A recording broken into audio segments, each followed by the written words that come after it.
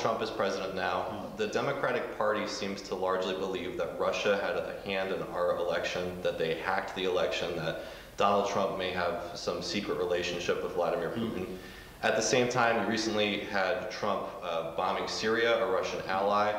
You also have this rhetoric against North Korea and other instances of things that are happening in Yemen and whatnot. So the geopolitical climate, it really seems to be like we could be heading towards war, and that the left and the right, or the Republicans and the Democrats, even though they kind of have this illusion of being against each other, they may have these folks backing war, all following the same war drum. So I guess my first question would be, do you think that Russia did have an influence in the election?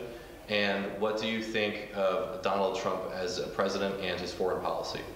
Well, first, we're the teachers. We've overthrown over 50 governments since World War II, the CIA and other operatives.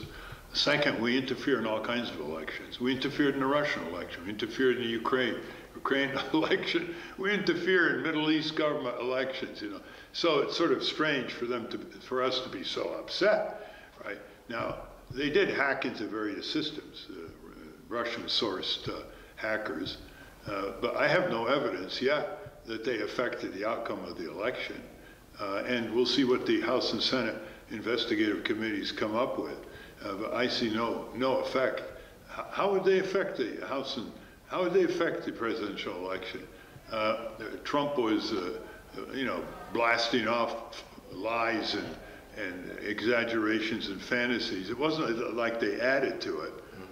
So we'll see what the investigations come up with. I think it's the usual quest by the Democratic Party when they lose an election, is to scapegoat. And they scapegoat the Green Party in 2000. They love to find a scapegoat because they don't want to change themselves and get new leaders. No, it's Nancy Pelosi, four-time loser, keeps getting elected by her peers in the House as head of the Democrats in the House.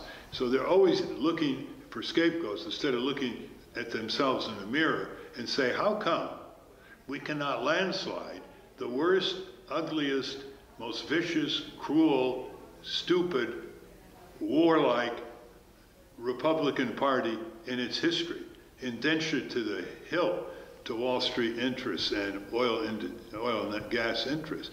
Why can't they landslide them? Because they're dialing for the same dollars. They're dialing for the same commercial dollars. They don't have any new energy in them, and they can't stand competition from the left, which is why they always slam the Green Party, because they instead of taking the issues, which are popular issues like full Medicare for all and higher minimum wage, they should have taken those issues from the Green Party. But they are a decadent party, and as far back as 1980, Robert Reich wrote an op-ed in the Washington Post and started with the words, "The Democratic Party is dead, dead, dead."